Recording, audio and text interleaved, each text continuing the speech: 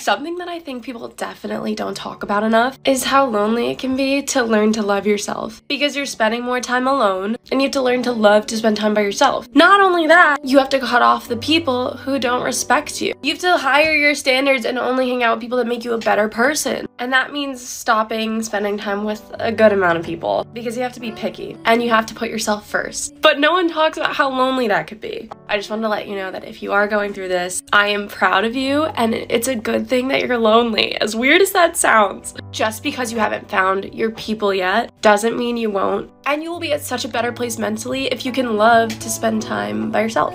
So you're doing great if you feel lonely. How to be confident when you're talking to your crush. Let's go, besties. Okay, lesson number 1. You need to know in your own little head that you are the prize here. You are the prize. And don't think of this as like, I wonder if I'm good enough for them. I hope I don't mess up when I'm talking to them. Think of it like you're interviewing them, okay? Because our standards are up here in 2022, right? So you better see if they're worth your time. Lesson number 2, treat them like they're already your friend. It's literally the easiest way to break the ice and make everything so not awkward. Just talk to them like you guys are already friends, and then it'll make it easier and just way less awkward. And number 3, when in doubt, talk about common interests. Things you have in common, classes you have in common. I don't know, if you work with them, talk about work. It's by far the easiest way to make conversation. Let me know what else you need advice on. Mwah, you got this. Things you're probably guilty of if you're insecure. I've been there, that's how I know this stuff. Let me know if I'm wrong and add more in the comments. You constantly change your personality depending on who you're with, just so that it suits the vibes. Instead of seeing yourself through your own eyes, you're constantly worrying about how other people see you in their eyes, and you try to see yourself through their eyes. When people give you a compliment, you have trouble believing that it's true, and you also don't know how to accept it. Can you just believe you're amazing? If you relate to any of these, I love you so much. You're amazing. Okay, if you're in a relationship, or if you ever want to be in a good relationship, listen to me right now, because you're gonna need to know this. Relationships are not always gonna be the most exciting thing in the world. And if you're with the right person, it can actually feel boring. Everyone on social media makes it look like you have to be having a magical moment all the time. But the truth is, sometimes relationships are boring because they're actually stable. It's actually a good sign that you're comfortable with this person and things are stable. You know what to expect. So don't put so much pressure on it. Valentine's Day gift ideas / things I would literally cry over if someone got them for me. Let's get into it. Starting off strong, I would cry right away. This is a cinnamon roll squishmallow, and it has hearts on the swirls. Chocolate covered strawberries are such a good idea, but low-key, making them is more fun than buying them. So if you don't have anything planned for Valentine's Day, kind of cute. Long-term roses, I would bawl my eyes out. Heart necklace.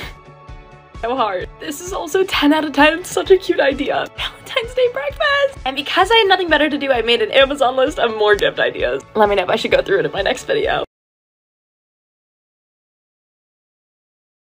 How to get your crush to like you back. I've been getting so many comments asking about this, so I'm gonna tell you what I know. Number 1 is that attractiveness, it's an illusion. And it's 100% about confidence. Because if you ever like someone and you're like, I don't know why I like this person, they're not even conventionally attractive, but there's just something about them. It's confident. Number 2, you usually start to like someone when you feel really comfortable around them. So genuinely get to know the other person. Genuinely ask questions, get to know them. And number 3, make sure the energy is somewhat balanced. As in, don't be putting your all in if they're giving you one-word responses all the time. Just know your worth, and if they're not putting the same energy back into you, we deserve better, okay?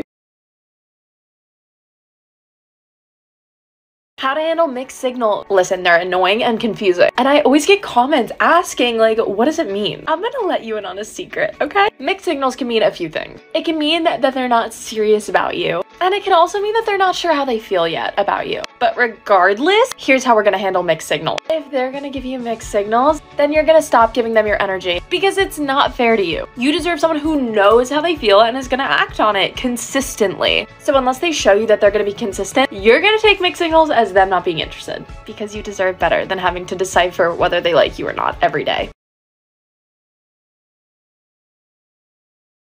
Okay, bestie, but what if it works out? I know you hold yourself back. All of us do it, whether it's not going for someone you like or not going for a goal that you really want, because in your head, you're like, what if it doesn't work out? But I want you to train that voice and all of your intrusive thoughts to be positive and think, what if it works out? What if this is the best thing that's ever happened to me? What if it's not gonna get worse? It's only gonna get better. And just watch how your life changes. I love you. Listen, I'm about to tell you something that you're not gonna wanna hear, but you need to. Let them treat you how they would naturally treat you. Just watch how they treat you and how they value you if you don't tell them what to do. Without you trying to fix them and without you romanticizing what they could be in your head. What are they like right now, how they naturally treat you? And are you happy with that? Because no, you shouldn't have to train someone to treat you how you should be treated. Maybe they're not ready to be that person for you. And maybe you deserve better without having to tell them how you should be treated. These are signs that you're getting played. I know, it's terrible, but I need to warn you because I know the signs. So I'm gonna help you out. Number one, when are they talking to you? Be real with yourself. Are they talking to you because they actually want to, or are they talking to you because they're bored? There's a difference. If they're only hitting you up at like the late hours of the night, they have nothing else to do. You see, I'm just not getting the wholesome vibes there. Someone that really likes you is gonna talk to you when it's not convenient for them too. Another sign you're getting played is watch how often they ask about you. Are they actually trying to get to know you? Or does it seem like they only bring up shallow topics, talk about themselves? If so, I hate to tell you this, but you needed to know.